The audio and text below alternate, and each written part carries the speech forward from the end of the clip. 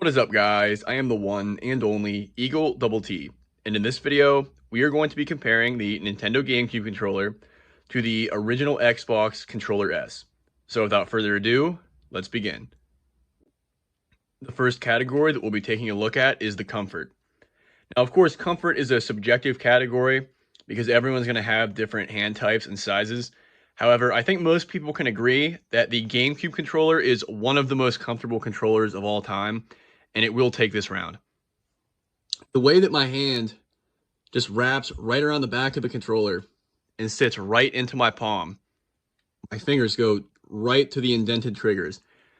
My thumbs just go straight to the joystick and the A button. It really is just a seamlessly comfortable controller. Now, the Controller S, on the other hand, it is a big improvement over the Duke, that's for sure, but it's no 360 controller yet. The thing that really hurts the comfort for me is how recessed back the triggers are compared to where you have your thumb on the joystick. It's kind of awkward having your trigger finger all the way back here and having to kind of reach my thumb up like this to get to the joystick. Now, that being said, it's still a fairly comfortable controller. It fits around my hands decently. However, like I said, it's no 360 controller. And of course, Xbox would go on to improve it with their later controllers. So round one is going to go to the GameCube. The second category is going to be the joysticks, buttons, triggers, etc. Now, this is going to be a difficult category to judge because I think that both these controllers have some advantages over one another. Starting off with the joysticks of these controllers.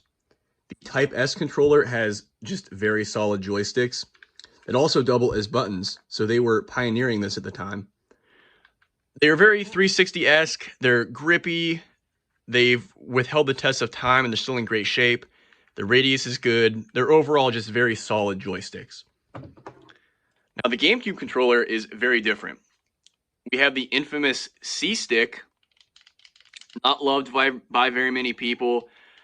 For first-person shooters, it's certainly not ideal. It serves the purpose it needs to, but it's not great. Of course, we have the main joystick up in the corner here, which is much better.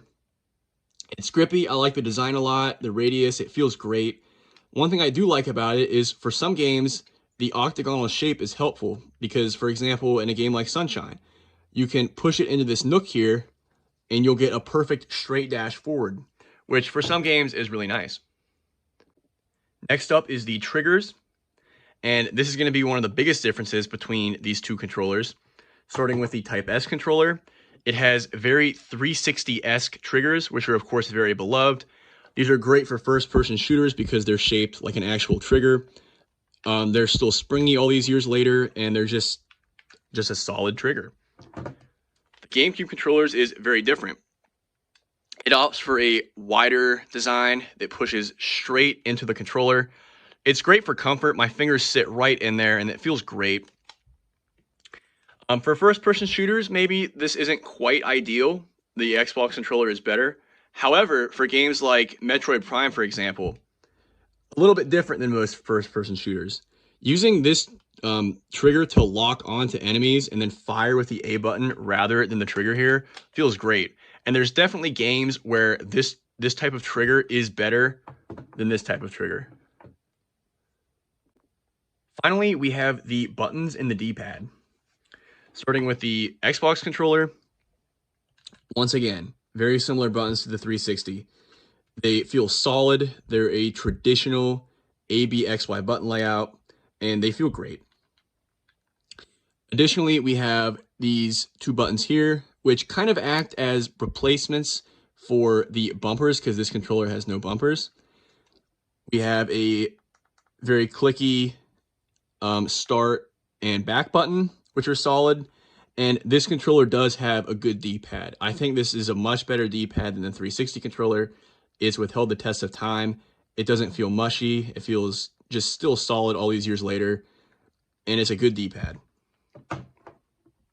The GameCube controller, once again, very different. It does have a bumper up here, the Z button. Not beloved by very many people. Thankfully not utilized heavily. It's whatever. The D-pad is a traditional Nintendo-style D-pad. Unfortunately, it is quite small, so it's not quite ideal, but it's not terrible. And here's the big attraction for the GameCube controller for me. One of my favorite features is the button layout. This still, of course, has the A, B, X, and Y buttons. However, they're not in the traditional layout. And I really like this. I really like having the A button here in the middle because so many games heavily utilize the A button. And having my thumb go straight to it is nice. You know exactly where the B button is, the X, the Y. It's just a very good layout. And I kind of wish controllers picked that up afterward. This was such a close category. Both controllers have some definite clear advantages over the other. So I'm going to give this round a tie. Round 3 is going to be the features of these controllers. Now, in terms of features, they're pretty similar. In terms of the base controllers, both have rumble support, although the Xbox has 2 rumble motors and the GameCube only has 1. The Xbox controller also has the joysticks function as buttons, which I think by itself is enough of a feature to call it one. However, what really sets the GameCube ahead for me in terms of features is the Wavebird controller. Having the first wireless controller definitely wins the GameCube this round for me. The Wavebird is a solid controller. It has good battery life. It was actually functional, and it was just a solid controller. And because of how great the Wavebird is, the GameCube is going to win this round. The fourth and final round is going to be the build quality of these controllers or the durability. Now, this is another close round because this was a time where console manufacturers were all making relatively stout, well-built controllers. Both these controllers, of course, sometimes decades later, have withheld the test of time. They all still function just as they're supposed to. You really never hear stories of any of these controllers just quit working. The plastic of these is heavy duty. They're both heavy controllers. They feel stout. If I twist them, I don't get any flex from really either of them. And this is a round where I think once again it's going to have to be a tie.